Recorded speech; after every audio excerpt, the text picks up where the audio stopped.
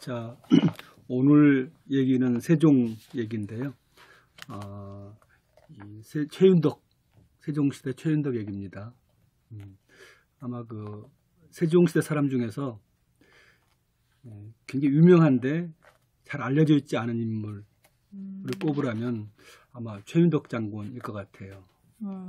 그래서 대체 그 요즘 우리나라 뭐 국방도 그렇고 외교도 그렇고 굉장히 어려운 상황인데 세종이 어찌 보면 제대로 그 못 배우고 이른바 요즘 같으면 학력 시비 논쟁이 붙을 만한 최윤덕 장군을 어떻게 썼나. 학력 시비 논쟁. 아마 굉장히 요즘 같은 청문회 때문에 절대 최윤덕은 공직에 될 수 없었을 거예요. 취재를 잘 타고났네요. 사람을 잘 만난 거. 그런가? 그래서 최윤덕의 그 이야기 또 그냥 최윤덕을 잘 썼을 뿐더러 최윤덕도 아주 결정적인 어떤 상황에서 리더십을 잘 발휘를 해서 우리 새해 첫 인물로 한번 최윤덕 얘기를 나눠봤으면 좋겠다라고 생각을 합니다. 세종시대에 학벌 시비가 있었나요? 있었죠. 학벌 시비. 네. 대표적으로 뭐 문과에 급제하지 않고 이렇게 이제 중요한 관직에 가려고 할 때 안 된다라고 하는 그런 얘기. 또 반면은 이제 이 사람은 문과에 과거 합격했으니까 높은 자리를 가도 된다라고 하는 그런 또 얘기와 연결되는데요. 학벌 시비에 대표적으로 신분 시비는 컸죠. 신분 시비. 그 얘기하려고 했어요. 뭐 약간 장영실 같은 경우가 네. 노비 출신을 어떻게 쓰느냐라고 했던 거. 그 시대에도 이제 대표적으로 다 이렇게 그 사람에 대한 어떤 그 편견 또는 사람 쓰기에 대한 기준 논란이 있는데 세종 때 그 최윤덕 장군을 정승으로 임명하려고 할 때 최윤덕은 못 배워서 말하는 게 잘못한다라고 말을 하거든요. 그 대표적인 예가 바로 최윤덕의 학벌 시비 논쟁이라고 볼 수 있겠죠. 그래서 우선 그 최윤덕과 관련해서 두 가지를 말할 수 있을 것 같아요. 하나는 세종이 어떻게 그런 최윤덕이라는 지금 과거 합격하지 않고 또 나이도 훨씬 많은 최윤덕을 들었었나. 세종의 그 최윤덕에 대한 인재 선발, 인재관에 대한 얘기를 할 수 있을 것 같고 이제 또 하나는 거의 알려져 있지 않은 얘기가 최윤덕 장군이 세종의 명을 받고 어떤 그 여진족을 토벌하러 갈 때 했던 그의 말과 행동 이런 부분은 거의 알려져 있지 않거든요. 그래서 인재는 어떻게 이런 경우에 말과 행동을 하는구나 이걸 보여주죠. 요즘으로 치면 최윤덕 장군은 서류 탈락인 거죠. 서류 탈락. 1차에서. 1차 서류 탈락. 맞아. 면접의 기회조차 얻을 수 없는. 막판에 가서 안 될 수도 있는. 그렇죠. 거의 막판에 안 됐죠. 세종도 머뭇거렸으니까. 머뭇거렸어요? 네. 막 밀어붙였을 줄 알았는데. 그러니까 최윤덕 장군이 몇 번의 인생의 계기가 있어요. 맨 1차적인 계기는 자기 아버지가 직업군인이니까 계속 뭐 변방을 전전하잖아요. 그러다 보니까 제대로 못 배우고 일찌감치 어머니가 돌아가셔서 이제 경상도 하포에서 이제 천인 그릇 만드는 천인 밑에서 나고 자라요. 아까 그릇 만드는 천인 밑에서 나고 자랐다고요? 그렇죠. 거기서 자라. 그럼 뭔가 굉장히 집안이 안 좋은 건가요? 그러니까 어머니는 일찍 돌아가시고 아버지는 이제 군인으로 변방을 돌아다니니까 지금도 되게 그 군인 자녀들이 되게 어려서 지방을 전전하던 그렇죠. 군인 집안 출신. 그러다 보니까 이제 계속 근데 강원도 이런데 변방에서 이제 얘들을 가르칠 수 없으니까 나중에 어머니는 서울 등에서 도시권에서 가르치고 아버지는 계속 이제 변방을 다니는 지금도 그렇거든요. 많은 군인 기러기 부부예요? 가정 그렇죠. 근데 아예 그냥 최윤덕은 어머니가 일찍 돌아가셨기 때문에 그러지도 못해서 이제 그릇 만드는 양수척 하는 그 직업인데 그 사람의 그 이름처럼 돼 있어요 지금요. 양수척. 네. 그래서 그 양수척 밑에서 나고 자라는데 그가 처음 중요한 전환점이 그 서미성이라는 사람이에요. 그러니까 음. 서거정의 아버지, 음. 세종 때 집현전 학사이기도 했고 나중에 아주 유명한 최고의 문인인 서거정의 아버지가 마침 거기 왔을 때 이제 그 저기를 하죠. 그 정말 최윤덕의 전설적인 활솜씨 얘기를 들어요. 활 이야기를. 최윤덕이 뭐 그 산 숲에서 숲 자락에서 소를 먹이는데 갑자기 호랑이가 나타나서 그 호랑이를 그냥 한 발로 활 한 방으로 잡았다. 그런 게 진짜일까요? 기록상에 그렇게 나와 있는 것들이 실제로 그랬다면. 아니, 근데 우리나라에 호랑이가 많았대요. 정말. 그렇다고 그래서 하더라고요. 호랑이는 한양에도 나타났다고. 근데 정말 활로만 쏘아 죽였는지는 더 심한 전설은 뭐냐면 최윤덕이 그냥 어둑어둑한데 가는데 갑자기 뭐 어흥 소리 나서 그냥 돌아서 활을 썼는데 그냥 딱 적중하더래요. 그래서 그냥 쫙 갈라져 들어가봤더니 바위가 갈라졌다 이렇게. 뭐 그런 또 그외에도 유명한 게 있어요. 이건 굉장히 근사한 얘기인데 어떤 그 여자가 막 울면서 내 남편이 지금 그 호랑이한테 물려갔다. 그러니까 최윤덕이 역시 그 말 듣고 바로 달려가서 호랑이를 적중을 하고 호랑이 배를 갈라서 그 남편을 꺼냈다? 남편의 시신을 뼈를 꺼내서 주었더니 그 부인이 그냥 고맙게 인사했다라는 그런 기록들이 이거 뭐 많아요. 조선 슈퍼맨인데? 호랑이 이거- 전문. 호랑이 전문 조선 슈퍼맨. 그 시대의 최고의 실력은 활솜씨예요. 우리나라는. 그쵸. 주몽 총이 미래로. 없으니까. 그쵸. 근데 그런 이야기를 어떻게 하셨어요? 다 기록에 있죠. 아, 기록이 어디? 열려실 기술에? 열려실 기술에도 있고 최윤덕이 돌아갔을 때 그 졸기가 또 있어요. 그런 것들이. 근데 그런 졸기 같은 거는 그 사람의 업적이나 어떤 뛰어난 점을 조금 이렇게 그래도 좀 후세에 널리 알리고 그러기 부풀리기? 위해서 좀 그런 게 있지 않나요? 있어요? 근데 중요한 것은 그 정도로 활을 잘 쏘았다는 얘기를 하고 싶은 거예요. 그리고 그 시대에 그 정도의 최고 명수는 이성계 외에는 없었던 것 같아요. 이성계의 활솜씨는 뭐 엄청나게 많은데 뭐 지금 해보면 길어지니까 근데 최윤덕도 아주 활을 잘 쏘았고 요즘 같으면 딱 주식 투자해가지고 했더니 바로 그냥 대박 이런 것이 아주 많은 사람이에요. 그 유명한 투자자 있잖아요. 누구죠? 워렌 버핏? 워렌 버핏 같은 사람이에요. 그 당시는 군 싸움 잘하는 게 중요한 파워였고 지금은 아니, 돈 잘 버는 게 파워거든요. 아니 근데 그 활이 되게 무섭더라고. 싸우셨어요?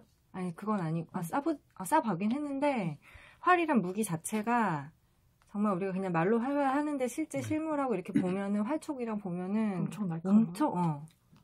그냥 맞으면 그냥 끝나는 수밖에 없는 그런 한발 맞으면 되게- 호랑이가 죽는다는 게 맞을 수 있다는 거예요. 최윤덕이 쏜 활은 강활이라고 그러는데요. 한번 강할 강자. 굉장히 굳센 활이에요. 그러니까 어지간해서 우리가 활을 그 발에 걸고 활 시위를 거는 것부터 하거든요. 활을 쏠 때는. 근데 이게 움직이지도 않기 때문에 걸지도 못해요. 보통 사람들은. 근데 최윤덕은 바로 걸고 그걸 당기지도 이거 못하는데 당기는 게 엄청 힘들더라고요. 이게 활 운동이 많이 되는 거예요. 팔이. 그래서 여기가- 우리나라가 여기가- 그런 최윤덕의 그런 그런 조상이 있었기 때문에 양궁에 그렇게 강한 게 아닐까요? 공감돼요. 그쵸. 그런 말은 고대부터 있으니까. 그래서 근데 그 최윤덕 후손들은 본인의 그런 선조가 그렇다는 거 알고 있나요? 알고 있겠죠. 알아야 될 텐데. 경상도에가 지금 만나셨어요? 혹시? 최윤덕 묘소가 있어요. 어. 그전에 제가 통화를 한 적이 있어요. 아 진짜? 네. 어. 그 전에 그 KBS 할 때 어. 그 최윤덕 얘기를 다루면서 이제 했었죠. 비디랑.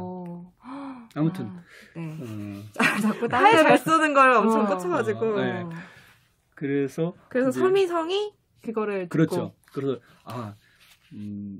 정말 쏘겠더니 정말 백발백중인데다가 막 한 방 쏘면 그냥 그 관역을 뚫고 나가는 거예요. 발이.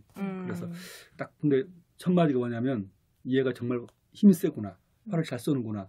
그런데 얘가 보니까 이 힘만 세고 활만 잘 쏘지 진법을 모른다는 거예요. 진법. 진법은 어떻게 활 쏘는 사람을 배치하고 어떻게 창 쓰는 사람을 또 말을 어떻게 이른바 전략을 짜는 사람이에요. 기획을 하는 사람이지. 근데 하나의 기술은 잘하는데 전체적인 기획을 못한다는 거예요. 그러면서 그러니까 그 최윤덕이 그 자리에서 그러면 내가 좀 그 진법을 하고 싶다. 그래서 맨 처음에 활 쏘는 걸 이제 잘하니까 두 번째가 말 타는 것. 그러니까 똑같은 거죠. 활을 그냥 앉아서 서서 쏘는 거하고 말을 타고서 완전히 달라지거든요. 우리가 탱크를 몰고 가면서 그냥 그 총 쏘는 거하고 다르잖아요. 이게요. 기동력이 뛰어나니까. 그래서 말 타는 법을 가르쳐줘요. 마지막이 이제 병법을 가르쳐주죠. 뭐죠? 손자병법 이런 것들 있잖아요. 오자서 이런 것들. 그래서 사실 그 단계가 되면서 최윤덕이 완전 인생이 바뀌는 거죠. 한낱 사냥꾼에 불과했는데 이제 그 서미성을 만난 다음에 뛰어난 명장이 돼요. 이게. 근데 서미성은 왜 그렇게까지 그런 말 타는 것도 가르쳐주고 진법을 훈련시켜주고 그런 거 왜 그랬을까요?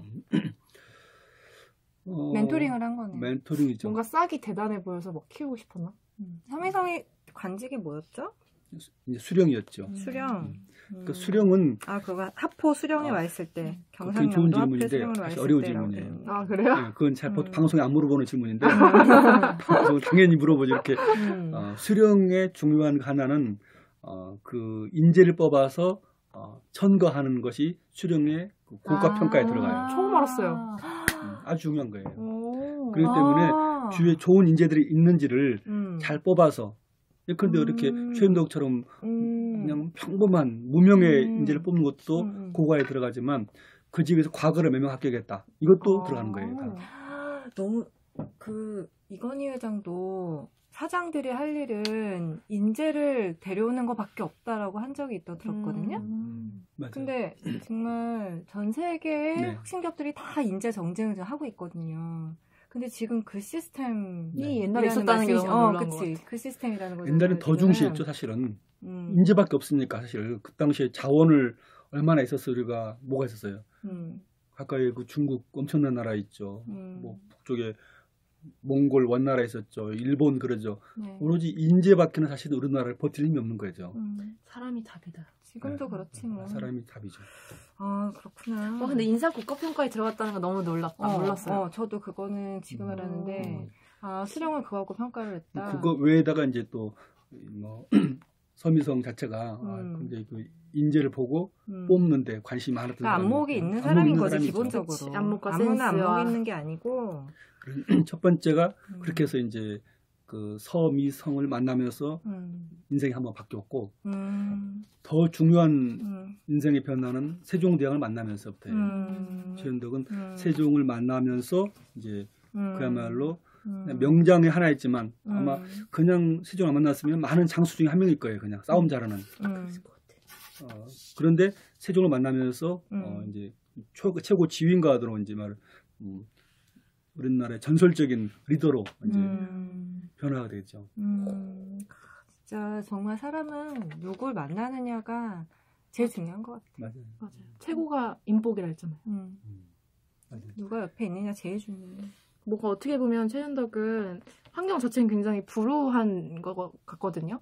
그냥 그저 그런 거죠 뭐. 뭔가 어머니가 되게, 일찍 돌아가셨으니까 그렇게 말할 수 있겠다. 부모님 밑에서 자란 것도 사실은 이렇게 올해도 아니고 또 되게 깡촌이라고 해야 되나? 좀 되게 그냥 시골에서 빛을 보기 힘든 시골에 묻힌 그 네. 원석 같은 그런 사람이었던 거죠. 네, 최윤덕의 그런 그 리더로서 자질을 보여주는 게 세종 만나기 전에 하나의 스토리가 있어요. 그게 이제 이성계랑 같이 그러니까 그 후로 이제 공부를 열심히 해서 실제로 서미성 만난 다음에 문과에 합격을 해요. 고려 말에. 그래서 이제 아버지랑 같이 나중에 이제 전쟁에 나가 싸움도 하고 뭐 그런 그 기록들이 있는데 크게 빛을 발휘 못하다가 한 가지 제가 인상 주목한 것은 뭐냐면 이성계를 어떤 그 이성계 장군 또 왕이 됐을 때예요. 이성계가 이동을 하는데 최윤덕이 앞에 그 선발대로 가고 있었거든요. 근데 물이 이렇게 이제 지나가는데 얼마나 깊은지를 잘 모르는 거예요. 이성계는 원래 싸움하고 장군 출신이니까 그냥 확 가려고 그래요. 근데 딱 최윤덕이 막아요. 안 됩니다. 지금 이 전하께서는 옛날 장군이 아니고 지금은 한 나라를 이끌어가는 왕이신데 이렇게 불확실한 상황에서 그렇게 그 모험을 하시면 안 됩니다. 전하 개인의 몸이 아니라는 거죠. 그리고 잠시 기다리라고 그래요. 최윤덕이 어떻게 했을까요? 본인이 들어가 봐요. 들어가는데 어떻게 했을까요? 어떻게? 그냥 딱 걸어갔을까요? 뭐 막대기 같은 걸로 이렇게 최윤덕이 가보니까 실제로 깊은 분은 아니었어요. 음. 근데 본인이 기록 보면 자세를 낮춰서 갔다 이렇게요. 목이 막 닿도록 이렇게. 일부러 왜 그랬느냐? 왜 그랬겠어요? 주의 주려고. 조심하게 그렇죠. 하려고. 이게 사실 그 왕이 제일 피해야 할 곳이 그런 곳이에요. 음. 물에 일단 들어가면 적의 화살이라든가 기습받기 제일 좋은 곳이잖아요. 그래서 본인이 더 위험을 약간 과장해서 이걸 피해가라고 한 거예요. 그러니까 워닝을 준 거네. 조심하게 그렇죠. 하려고. 경고를 한 거죠. 와, 진짜 놀랍다. 똑똑한 것 같은데요? 똑똑한 거죠. 머리가 좋은데 기본적으로. 똑똑하고 왕은 어떤 사람인가도 알고 그런 그 곤경에 처하지 않도록 미리 대비하도록 하는 그런 스토리가 최윤덕의. 그러니까 이게 진짜 놀라운 게 그 상황에서 리더들이 자기 처신, 몸가짐? 네. 아니요, 처신이라기보다 뭐라 그럴까? 어떤 점을 조심해야 되는지를 인식을 하고 그렇게 되도록 자기가 뭔가 행동으로 유도를 한 거잖아요. 맞아요. 예. 이게 요즘 말 넛지거든요. 넛지? 행동경제학에서 어떤 사람이 무슨 행동을 하게 만들고 싶으면 그런 행동을 하게끔 막 강요하는 게 아니라 그런 행동을 할 수밖에 없는 조건을 만들어주는 거예요. 그러니까 우회전을 해야 되는데 막 우회전을 하지는 말하지만 왼쪽에 뭔가를 놓으면은 그걸 피해서 우회전을 할 수 있는 쉽게 말하면 그런 거죠. 그렇죠. 그런 조건 형성을 해주는 게 넛진데 비슷한 거죠. 그 계단을 많이 걷게 하고 싶은데 엘리베이터만 하니까 계단에다가 피아노 건반을 놓고 걷게 그쵸? 하는 거. 그게 이제 그런. 그러니까 그런 게 되는 사람이면은 똑똑한데요? 그러네, 엄청? 기본적으로 그런. 근데 이 담는 재밌죠. 네. 막 흥분되죠. 네. 그러니까 막 이걸 책상을 들기 때문에 이 마음은 흥분되더라도 책상을 치지 말아주세요. 재밌습니다. 자, 네. 그래서 이제 두 번째 이제 그래서 만난 게 세종을 만났잖아요. 세종을 만났을 때 가장 결정적인 스토리 하나는 역시 여진족 토벌이에요. 여진족이 어디 살았죠? 어디 살았냐고요? 어느 쪽이 북쪽이 남쪽이에요? 잘 찍어야 되는데. 알면서 지금 모르는 척하고 있어. 여신족이 어딜까요? 알면서 모른 척하고 있어. 혹시 여진족이 일본 쪽에 살았어요? 아니면 저기 서해바다 쪽에 살았어요? 아니면 북쪽에 도망간 살았어요? 왜 선택지가 늘어나죠? 오키나와 아니에요? 네. 오키나와 땡. 여진족은 압록강 건너. 역시 압록강 건너. 그 이제 만주 이 지역에 많이 살았는데 그들은 사실 굉장히 그 세종 정부의 골칫거리예요. 세종이 뭐라 그러냐면 우리나라의 가장 위험한 곳은 여진족이라고 그랬어요. 북방으로부터 온다. 계속 애들이 강 건너와서 약탈하고 식량 뺏어가고 사람을 잡아가요. 그래서 자기 노동 일시키려고. 그래서 그 작업들이 계속해서 이제 태종 이래로 그런 그 골칫거리라서 세종이 이제 계속 그동안은 계속 식량을 주어서 이걸로 먹고 살고 제발 약탈하지 마라. 사람 죽이지 마라. 라고 했는데 세종 14년에 세종이 22살 때 왕이 됐으니까 몇 살이에요? 36살. 그 겨울에 한겨울에 이제 기습을 해가지고 굉장히 많은 사람을 죽이고 다 약탈을 한 거예요. 세종이 엄청 화를 내면서 얘들 한번 본때를 보여줘야겠다라고 하는 거죠. 그렇게 해서 뭐 굉장히 긴 회의를 해요. 장시간의 회의를 하는데 결론은 최윤덕이 총사령관이 돼서 그들을 쳐야겠다.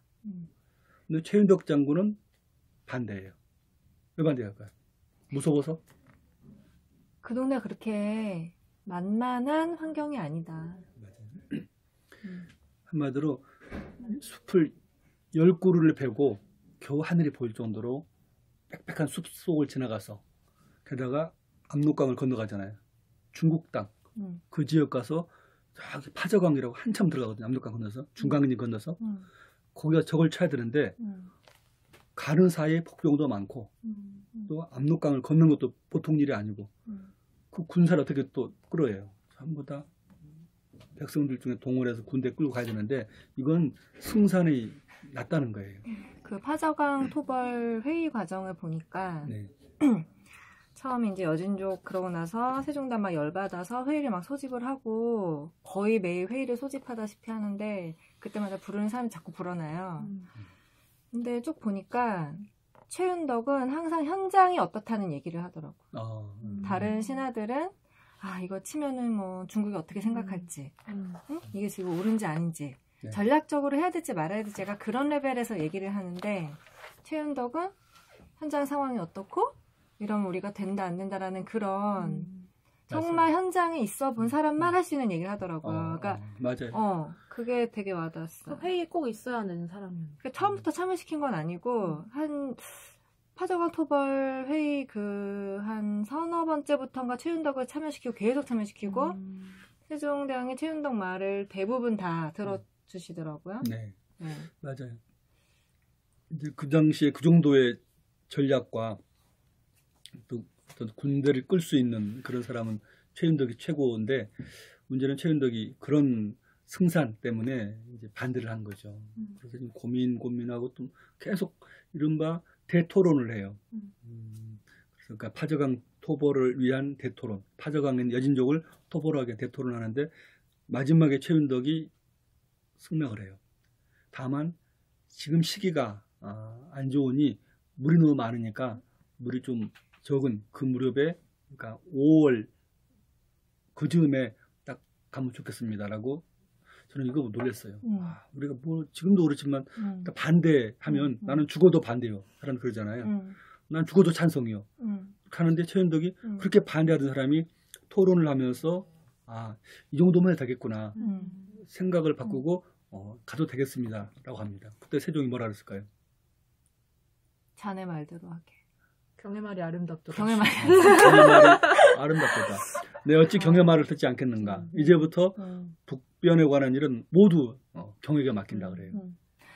진짜 그 최윤덕은 현장에서 이길 수 있겠다라는 생각이 들었을 때 받아들인 것 같아요. 그렇죠, 맞아요.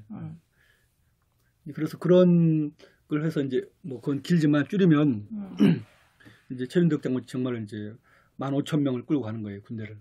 그리고 압록강 건너가지고 뭐 깊숙한 데 가는데 이건 기록이 안 나온 거예요. 그다음 방송 안 된 것들이에요. 야영을 칠 거 아니에요. 숲을 제거하고 그 이제 울타리를 치는 거죠. 적이 오면 아까 그런데 자, 그 우리나라 병사들이 어떤 마음이겠어요? 깊숙한 데 적진에 들어가서 울타리를 치는데 막 신날까요? 그렇죠. 죽을 것 같은 마음이죠. 그치. 얼마나 추워 거기. 춥고. 아직 5월달이니까 춥진 않습니다. 그래도 추울 것 같은데요, 거기는? 마음이 추운 거죠. 아니 그래도 밤에는 엄청 춥고. 그렇죠. 맞아요. 지금하고 또 날씨가 좀 달랐을 거 아니에요, 지금보다. 아무튼 결정적으로 두려운 마음이 큰 거예요. 그렇죠. 그래서 막 집에서 막 겁이 잔뜩 먹어 있는데. 야생 짐승도 많을 거고. 네, 바로 그래. 갑자기 큰 노루. 고란이라고. 호랑이라고 할 뻔했는데. 요즘 고란이. 호랑이도 많았을 거야. 고란이 출연 막 나오잖아요. 큰 노루 4마리가 확 뛰어든 거예요, 저런. 그냥 으악! 그런 것처럼. 며칠 적인 줄 알았죠, 전부 다. 그렇지. 요즘 얼마나 조마조마하고 있어. 조마조마한데. 다행히 적은 아니고 노루 4마리를 잡은 거예요. 노루가 굉장히 세거든, 빠르고. 그래서 이제 다들 근데 이게 그다음부터는 이제 어둑어둑해지는데 이게 뭐지? 이거 우리 굉장히 위험해지는 거 아니야? 기습당한다는 얘기 아니야? 맞아, 좀 고민하게 될 것 같아. 그런 뭔가 군중심리 생겨 이제. 위기가 생기면 뭔가 신호가 이건 무슨 징조야? 막 이러면서 오기 싫었는데 막 왔더니 이거 죽는구나 막 그런 말도 하고 사람들 막 수군수군하고 두려워하는 거예요. 최윤덕이 가만히 보니까 안 되겠거든요. 다 울타리를 멈추고 다 모이라고 그래요. 모인 다음에 뭐라 그러냐면 지금 노루 4마리가 들어왔는데 두려워할 것이 없다. 너희들 그 서경이라는 책을 보면 놀라워요. 못 배웠다는 최윤덕이 서경을 해요. 서경이 역사책이죠? 역사책이죠. 네. 역사와 고전. 중국 고대 역사책. 거기서 무왕이 우리 걸주할 때 주임금을 치러. 그 당시 주왕은 상나라의 왕이었어요. 근데 굉장히 백성을 많이 죽이고 또 인재들을 학살을 해서 다들 그냥 싫어하는 그걸 정벌하러 가는 거예요. 무왕이. 근데 강을 건너가는데 갑자기 배에 그냥 큰 물고기 확 뛰어들어와서 역시 비슷하게 당황한 거예요. 이게 뭐지? 물을 지나가는데. 그때 뱃사공이 한 마리 있다. 이게 하얀 물고기가 들어왔는데 이 하얀 물고기는 저 상나라의 상징이다. 그리고 지금 저걸 치러 가는데 이 하얀 물고기가 저절로 튀어 올라서 우리 손 잡혔으니 이것은 상나라의 백성들이 다 당신 무왕한테 다 마음을 열고 찾아올 거라는 징조입니다라는 거예요. 자, 그러면 역사적 고전을 들면서 그러니까 사람들한테 익숙하기도 하고 그런 그 뭔가 좀 있어 보이잖아 보면 이렇게 갑자기 야 내 말 들어 야 괜찮아 하는 것보다 야 옛날에도 있었거든.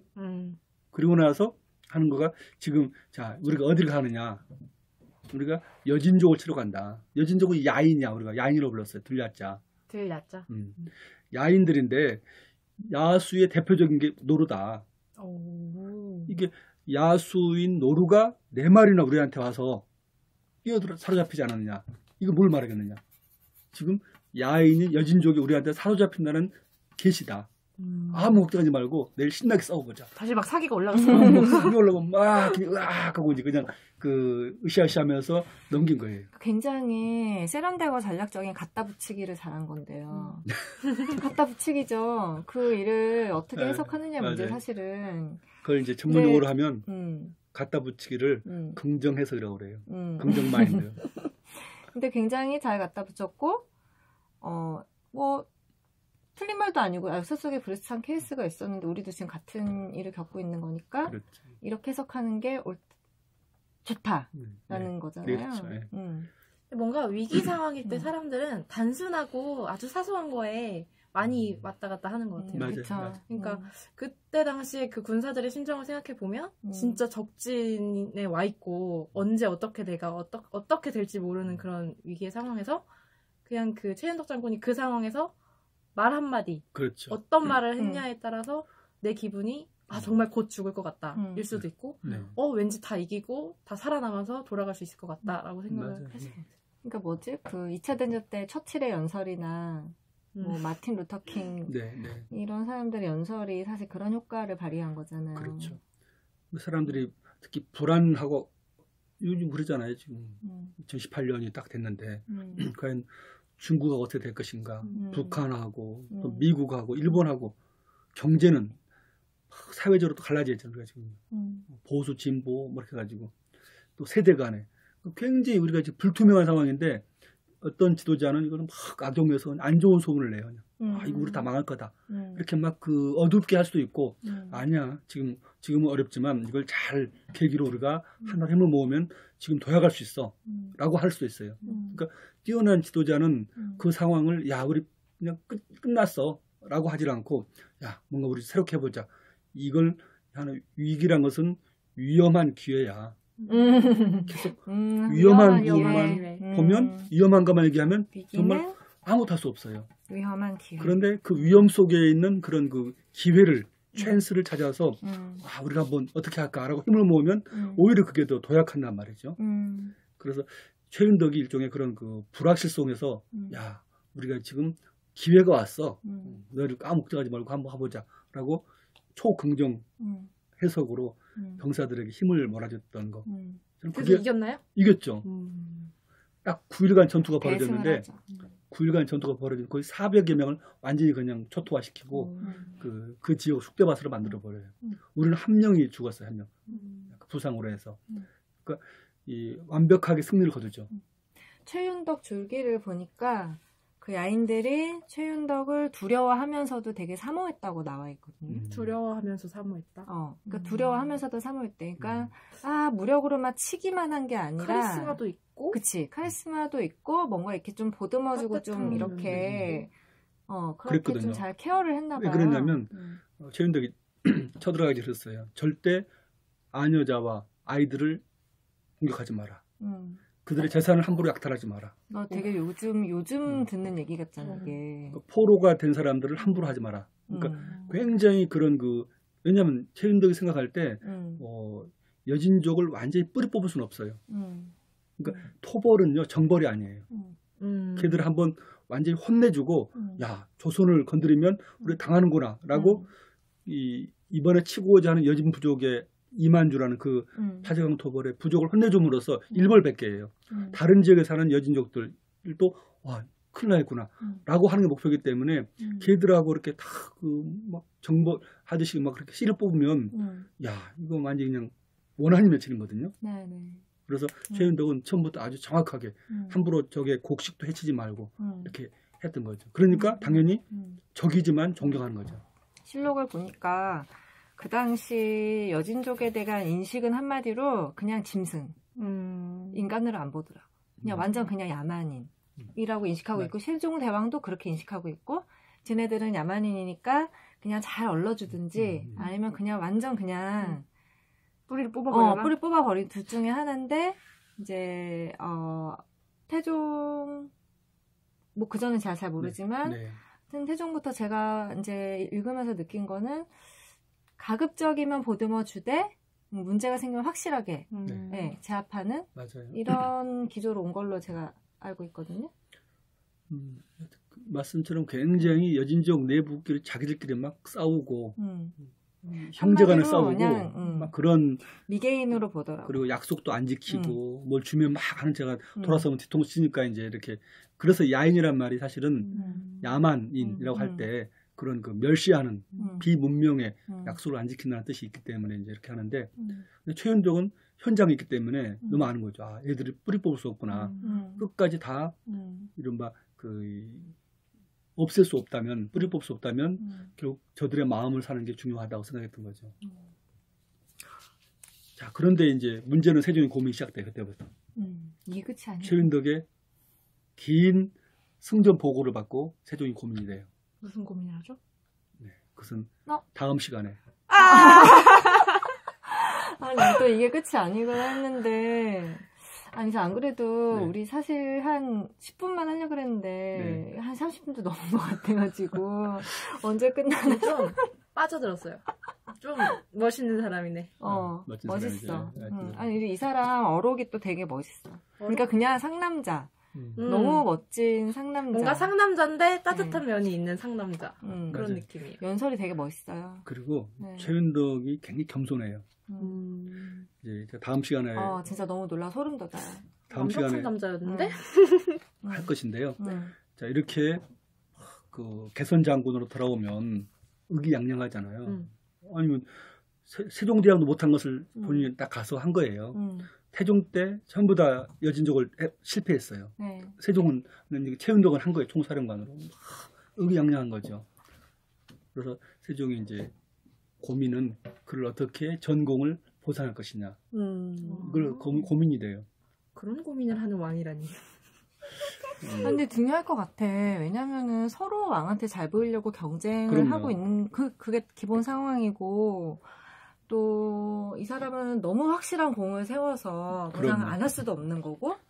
세종이 뭐라 그러냐면 그분이 왕이 된 초기에 왕이 된 지 그 다음 해 이런 뭐 유명한 대마도 정벌을 하잖아요. 지금 우리 태종 상왕으로서 한 것인데 태종 업적이잖아요. 업적이죠. 그것도 우리 자랑하는데 세종이 뭐라 그러냐면 대마도 정벌보다 이번 파제강 토벌이 10배나 큰 업적이라고 그래요. 그러니까 그보다 10배나 큰 업적이니까 어떻게 보상을 내겠어요. 뭐 영의정을 줘도 사실은 이제 왕을 줄 수는 없고 왕을 줄 수는 없고 주고 싶겠지만 보상을 해야 돼요. 그래서 세종이 어떻게 해요? 물어봐요. 며칠 누구한테 물어보냐면 김종구수한테 물어봐요. 승지한테. 작년에 내가 했던 말 기억나느냐? 최윤덕에 대해서 우리 대화하지 않았느냐? 파제강 토벌하기 전이에요. 그래서 최윤덕이 어떤 사람이냐고 물어보자 김종구수가 뭐라 그러냐면 제가 이렇게 했습니다. 배우지는 못해서 말하는 데는 서투르나 그 마음 씀씀이가 아주 진정성 있고 그리고 특히 용무, 무략을 쓰는데 아주 천재적입니다. 라고 제가 얘기한 기억이 납니다. 세종께서 그래 맞아 나도 공감을 해. 이번에 파제강 토벌 봐라. 누구도 못할 걸 지금 그거 하지 않았느냐. 다 무서워하는데 용기를 불어넣고 9개로 딱 나눠서 그냥 9일 동안 그냥 정말 정광석화처럼 적을 제압하고자 않았느냐. 심지어 적의 백성들의 마음까지 살 정도로 그런 그 전투를 본 적이 없다 최근에. 그런데 고민이 있다 내가. 나는 너도 알다시피 경도 알다시피 어떤 전공이 크다고 그래서 정성을 주질 않는다. 정성의 자리는 많은 사람들을 거느리는 자리예요. 뭔가 일을 기획하고 추진하고 성과를 내고 사람들을 움직여야 되는데 뭐 전공이 뛰어나다고 그걸 정성을 주면 그 아랫사람까지 일을 못 쓰고 겨우 일을 망치게 된다. 교수님 근데 이거 오늘 다 하시는 거죠? 다음 시간 하는 게 아니고? 예고인데 지금. 예고에서 다 나오는 것 같은데요? 그럼 오늘 그만할까요? 그러면 오늘은 여기까지. 오늘은 여기까지. 근데 그러면은 다음에 뭐 하실 건지 예고를 좀 해주시면 어떨까요? 지금 했잖아요 지금. 아니 최윤덕 다음에. 우선 네, 그 최윤덕 장군 이후로 그래서 저희가 할 것은 그때 오늘 최윤덕을 한 것은 최윤덕이 돌아가신 날이 계산해봤더니 1월 2일로 계산이 돼요. 그래서 오늘의 그 인물은 최윤덕의 영중추원사 최윤덕 졸기라고 되어 있는데 실록을 보면 세종 몇 년이죠? 세종 27년입니다. 달력에 그게 다 적혀 있는 거예요? 네. 세종 27년 언제예요? 세종 27년이면 1445년 음력으로 12월 5일인데요. 이날 이제 돌아가신 걸로 기록이 되어 있어요. 그래서 우리가 양력으로 지금 전환해서 이렇게 책정을 했는데요. 율리우스력 상해 1월 2일로 되어 있는 거죠. 그렇죠. 네, 율리우스력이 되어 있고 그레고리력이니까 다 아니고. 네. 그래서 그렇게 해서 이제 했는데 그 다음에 아마 다음에는 제가 어떤 그 지편전 얘기를 할 것 같아요. 지편전이요? 네. 사실 우리가 지편전은 우리가 지금 갔다 와도 그대로 가져와도 배울 만한 게 많아요. 뛰어난 젊은 인재들을 어떻게 길러서 그들의 막 그 성과를 내서 정책으로 쓰느냐. 우리가 지금 제일 어려운 게 지금 뛰어난 싱크탱크의 활용이거든요. 그렇게 인재는 많다고 그러는데 인재들을 제대로 못 쓰고 있잖아요. 세종은 어떻게 그 인재를 길렀고 어떻게 성과를 시너지를 융합을 내서 정책에 바로 써서 성과를 받는지. 사실 그 지편전은 내 생각에는 1년 해도 모자라. 그 정도로 너무 얘기가 많고 정말 지편전 특집 별도로 해야 되는 거 아니에요? 아무튼 한번 하긴 다음번에는 지편전이 이제 우선 세종 인재쓰기의 또 다른 면이에요. 그러니까 최윤덕은 무신으로서 장군을 어떻게 썼느냐. 근데 지금의 대한민국의 군대 어떻게 할 것이냐. 이렇게 한 예라면 이제 문신 중에서 지식인들을 어떻게 썼느냐 부분이잖아요. 다음번에는 지편전 얘기를 함께 해보려고 합니다. 기대됩니다. 감사합니다. 어떠세요?